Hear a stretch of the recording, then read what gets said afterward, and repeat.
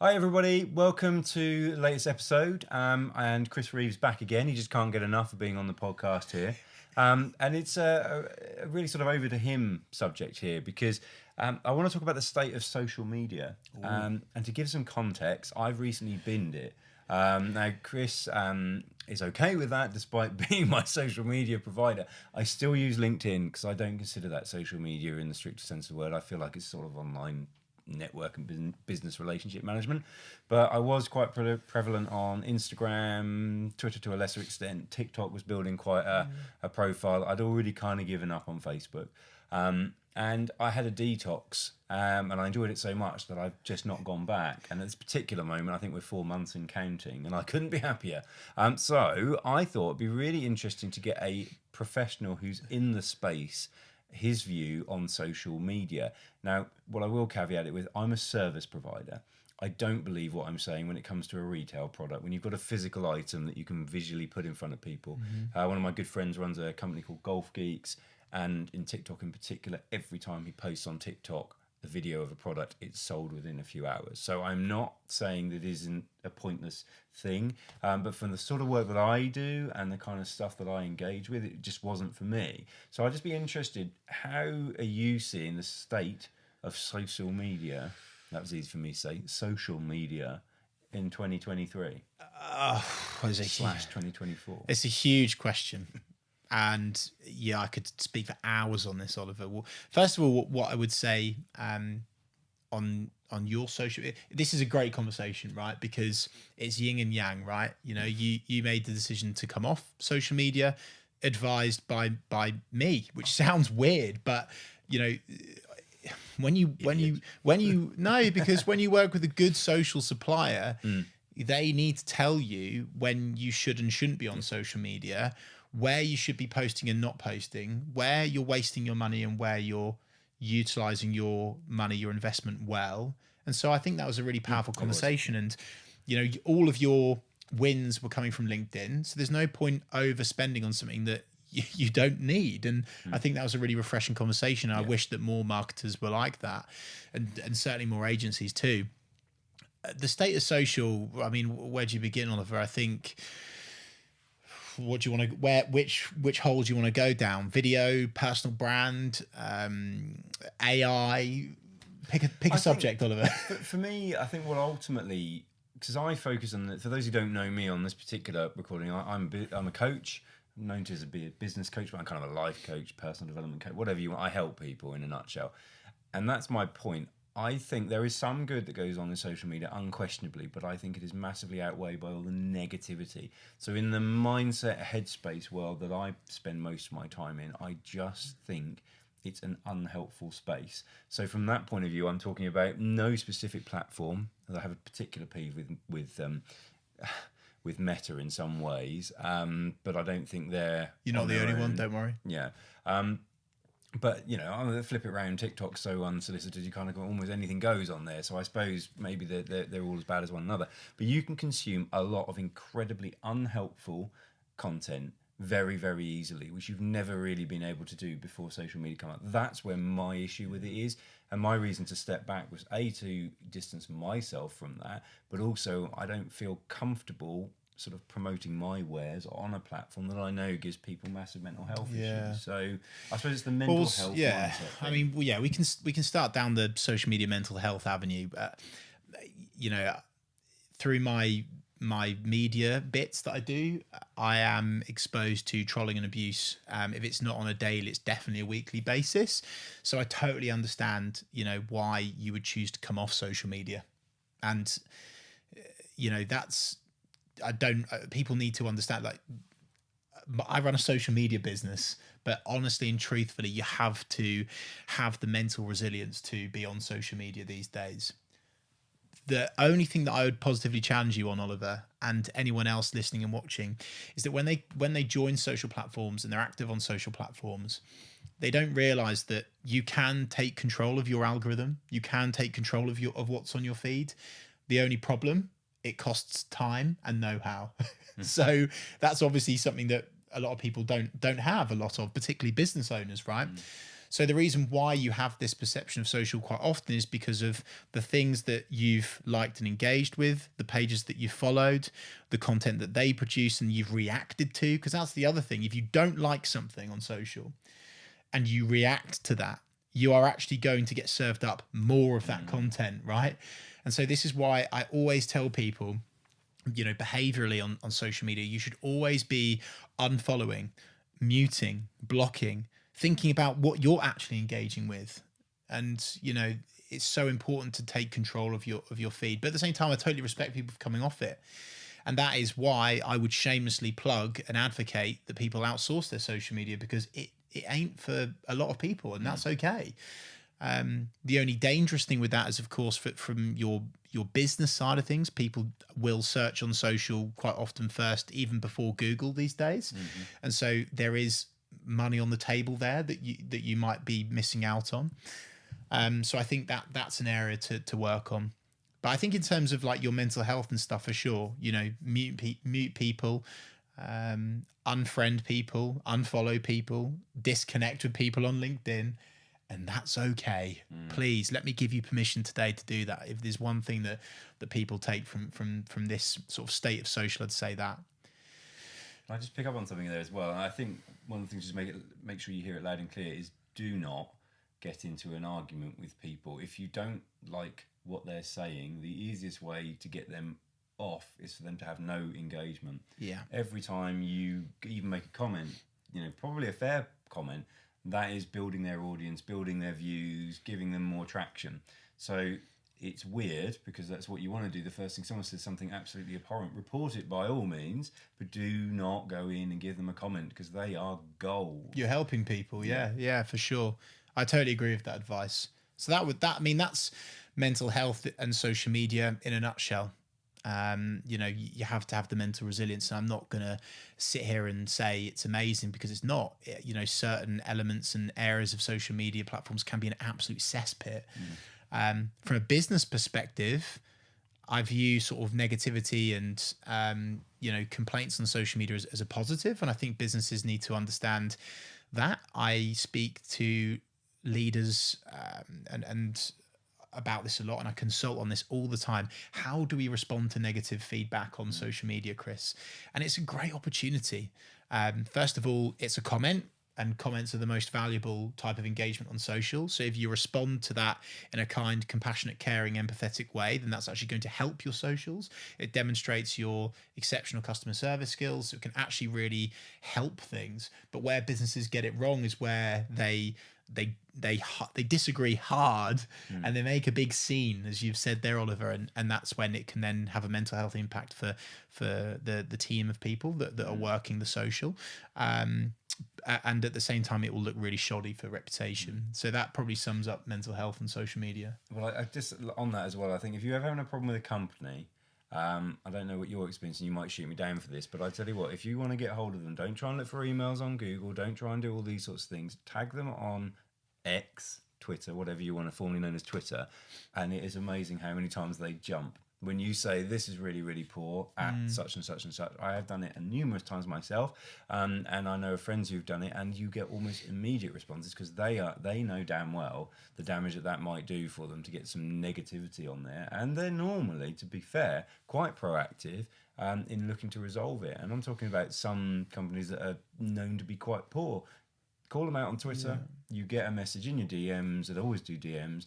They normally ask you to see if you can remove your comment and things like that, but they often will remove it, which shows you the power of it, doesn't it? Because if big corporate beasts are paying attention to what little me says about a particular thing, then it must be powerful. So linked to that, Oliver, the state of social in 2023, whether you're a customer or a consumer of a brand, you're a fan of a certain influencer or whatever, people are craving authenticity, and they want the human element. They want the personal side of your business and brand to come out more than ever before. And with the explosion of AI onto the scene now, which is a big scary world, but one that can be harnessed by businesses as well, I need to add, it's so important to be personable. and it's so important to show that human side. So you've brought it up there around the feedback, the responses that you're giving your customers on social media,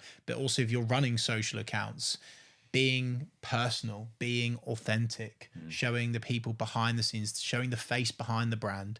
I was recently consulting with a local company, and they'd never even shown their team's faces on their socials. I was like, guys, you know, you're a proudly Norwich, Norfolk based business, and at the moment it looks like you could be based in Asia somewhere, and that's okay, of course. But if you want to sell to businesses in Norwich and Norfolk, then show the faces behind the brand, right? And there's real simple things that businesses can do to get way more out of social. And sort of linked to on that point as well, Oliver, people are starting to understand and get this on LinkedIn. It's a platform that people are doing this well on. Is they're showing and expressing their personal views on things. They're showing a tremendous amount of vulnerability, and they're realizing that with that comes trust, and therefore with trust they sell more products and services. So that's why I'm a massive advocate for being like that on LinkedIn, certainly. And that's where you've done well. I think you've demonstrated and showed who you are behind the coach, Oliver. And actually that really massively helps with trust. And that's all social should be for businesses, really, is, you know, demonstrating that you're trustworthy and therefore speeding up the process between prospect and client, or prospect and customer. That's all social should be, really. And it doesn't need to be overcomplicated. It's always fascinated me with an air of frustration, as Chris will no doubt confirm. When I post, so for example, shameless plug, got a hole-in-one recently, posted it on LinkedIn, and admitted it was a shameless plug in the title, and then attempted sort of to make it relevant to my work. And that was loose, but I've had so much engagement with that post, and I've had other ones like that where I just share my own personal stuff. I have put so much gold out on social media that people should be engaging with. They should be consuming it because it's life-changing stuff. Yes, nothing. I talk about getting a hole-in-one, or I put a cute picture of one of my dogs on there, or, you know, something that's just happened on that day that I'm, you know, in a location. Or when I get my new office done and put some pictures up of that. Loads and loads and loads and loads and loads of interest, loads of comments, loads of shares, all these sorts of things. Because that's what people want to see, Oliver, exactly, right? Yeah. So that's the point. Just show them you.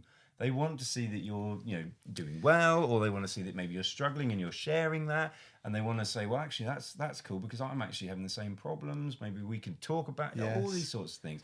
Don't try and be corporatey with it. Your audience size. I'm so passionate about this, Oliver. I work with so many businesses where it's so obvious that the social strategies come from what the director thinks might be right. You know, your audience decides, your market decides, right? And it might not be what you want to share, but that's what it is. I'll give you a really good example of this. Obviously, a larger brand, Foot Locker. They've recently, obviously, they sell shoes, but actually they've shifted their whole business to being a media outlet that coincidentally sells shoes, right? And I think when it comes to your socials, some people don't like to share the wishy-washy stuff. It doesn't have to be wishy-washy, fluffy stuff. It doesn't have to be that. But understand that by showing the real you can open up conversations with people that, you know, and it will resonate with them. And they'll be like, oh yeah, you know, actually I like that too. And that creates the conversation for you to actually work together. It's so important. I've seen on that. I've seen some really brave posts where people's businesses are struggling. Yeah. But they've done good work for other people, so they've kind of called out their network, cry for help, say that just not getting the business through the door at the minute, and it is amazing how much comes from that. So if you know you've done if you've not done a good job, then that's why your business is failing. But if you know you've done a good job, do not be afraid to talk about it if suddenly you hit hard times. Of course. Because your network, your circle will advocate you. And even the fact they just chat and reshare it, and they'll put you in touch with people because they know what you can do. They just don't need you right now. So fair enough, they're not going to buy from you. But that, you know, use it. Use that vulnerability in a positive way. And I'm not saying abuse it, but, you know, if you're struggling right now, you're listening to this and business is a bit tough, talk about it. Yeah. It doesn't matter. It puts you in a good light. Don't worry about what you think your competition will be thinking, because they're probably in the same bloody boat. Yes. If you're struggling and you're good at what you're doing, they're likely struggling and just not talking about it. And also, if you're seeing people talking about how well they're doing, it's a lie. Because if you have to say it, it isn't so. And that's a big thing that I talk about all the time. But on social media, it could not be more important for you to go away from this podcast understanding if someone has to say it, then it probably isn't so. I'm not going to say it's 100% not so, but I'm willing to bet 99 times out of 100, if they're telling you how good their life is or how well they're doing, they're not. This is why, Oliver, sorry to interrupt you there. This is exactly why when we take hold of a client's account, we always recommend that you share social proof of your customers and your clients advocating your business. It's why I'm a huge advocate for UGC content, user generated content. So not content that your social team has polished and preened so it's perfect and your business is amazing. Get your customers, your clients to tell the story of your business. Get your employees to be advocates and ambassadors for your business. Like that is the most powerful thing to do. And I actually think we didn't go into this podcast thinking necessary to hone in on this topic, but the more I think about it, Oliver, on so many levels, on all of the platforms, authenticity is key. And people be like, oh, well, yeah, obviously, but no, seriously, take a moment to actually think about that. Are you just creating a load of corporate jargon that doesn't resonate with people? People don't want to hear about. People don't want to care. People don't care about that stuff. I think I've fallen down that rabbit hole myself. I mean, and Chris has warned me against this a few times. If you go into my social media is still up there. So if you go and find me on TikTok, Hill Coaching, or Instagram or anything, there's some really, really good videos on there, and no one cares. They look great. There's some great content in amongst it, but it's not what they're asking for. It's not what the people who need to hear that aren't looking for it. That's the reason they need it, because they're not there yet. I'm sort of running before I can walk. And as I've said before, when I'm just putting stuff out there as general conversational stuff and things in my day, it just so happens they get to realise I'm a coach. And some of the biggest work that I've got on social media is from sponsoring this guy and Jack Ree's fan channel, Talk Norwich City. Some of their gear is up there because I don't do any promotion on there. They just mention me occasionally. I get a little bit of abuse with some of my extreme views on the club and where they should be playing their football. Yeah. But Talk Norwich City is partly down to people who leave Norwich wanting to reconnect with it. They see a coach from Norwich. They think, oh, there's an affiliation there, but they maybe live in London, Scotland, Lincolnshire, whatever. And they've come to me because of that connection. It's got nothing to do with my funky videos. The other thing as well, you're so right, and somewhat linked to that, the state of social at the moment is people are more aware than ever before of leaving a digital footprint on social. So what I mean by that is when they like something, when they comment on something, it appears in their friends and family's networks and their feeds, because obviously that's the way that these social media platforms work. And so, I work with, by pure chance, I work with 3 or 4 financial companies, and obviously people don't want to engage with that content because they don't want people to know that they've got financial challenges, right? And it's the same for you in the coaching world.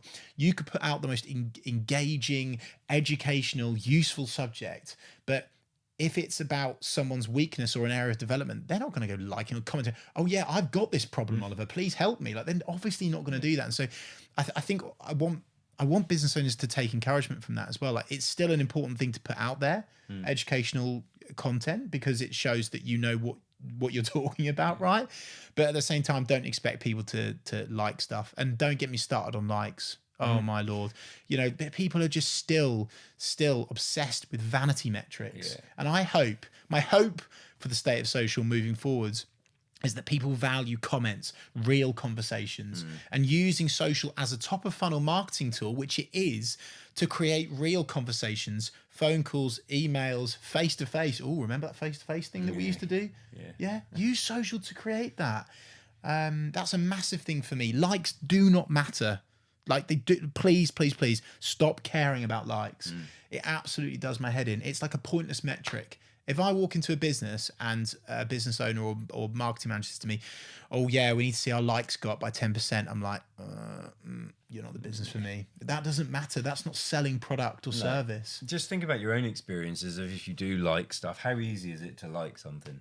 And like, if you're on LinkedIn, why are you liking something? Yeah. Was it just because I can assure you the person not even seeing the fact that you've liked it, unless they're only getting like 2 likes. And what they notice and what will stick in their memory if you're trying to make an impression is a comment. And 100%. shares as well to a point. Shares with comments, though, not necessarily the empty shares. And I'm as guilty, if I'm just leaning through and there's something, a quick like, and I know as soon as I've done it, though, it's better than doing nothing, but it's nearly nothing. Yeah. Whereas if you genuinely want to engage with that person, you want to become noticed with that person or help that person, you've got to make comments. You've got to get involved and engage with them. Absolutely. A go away quick tip for LinkedIn in general, Oliver, is people still use LinkedIn like a billboard. Still, they pin stuff up on the wall. They post content. They post and ghost. So they post stuff up and they don't respond to the comments. I mean, you may as well not do social because you're meant to be being sociable. That's the point in social, right? Yeah. So don't post and ghost. But the other thing as well is that you should be spending at least 70% of your time and your activity on LinkedIn going out there and commenting on other people's content, because then what they're going to do, they're going to come back and do the same thing for you. Your content is going to appear in their networks more. And so don't just post and ghost. Spend time engaging with your prospects, your current clients, your former clients, your friends, your family. Go out there and respond and actually get involved in the conversation on social. That way you'll see more of their content, which you care about. That way they'll value you more. So it's a rapport building tool. And as a consequence, you'll build deeper and better relationships and you'll sell more product and service. Okay. So I think the things that are coming out here already for me, quite early on in today's conversation, you talked about the fact that people don't know how to use social media in terms of the algorithms. Find out. I don't think it's very difficult to find out, but there's no surprise you're getting certain amounts of content in there, and the more times you consume it or even just view it, let it hang in your page, the more the algorithm is thinking that you want to see stuff like that. To have a think about that, and there are plenty of things you can do to stop that happening. Then the second thing is, if you want to have a good experience, create it by engaging with the people that you want to on all platforms. But if you particularly LinkedIn, if you start having those proper chats, proper conversations like it's supposed to be, like it was always meant to be, you're going to have a better experience with it. It's why, in all honesty, it's why I've stepped back, because the only platform that really needs to work for me is LinkedIn. The stuff that I put on the other platforms, for me, it just doesn't. I'm not going to, at the moment, share lots of personal stuff on there, but I am going to share the odd personal thing on LinkedIn, and I'm happy to do that. Some people get whiny about it and they say, well, it's like Facebook for adults or something, don't they? But, just ignore them. It's the way it's going. You can fight it if you want, but change happens, people. You're going to have to accept it. But, there's two things there that I'm picking up already that would improve your experience of using social media. Learn about the algorithms and engage with the content you want to, and you're going to see improvements in what comes up in your feed. Is that fair to say? 100%. Take control. Don't just sign into these platforms and go, that's rubbish, I didn't want to see that. Actually take control and spend some time doing it.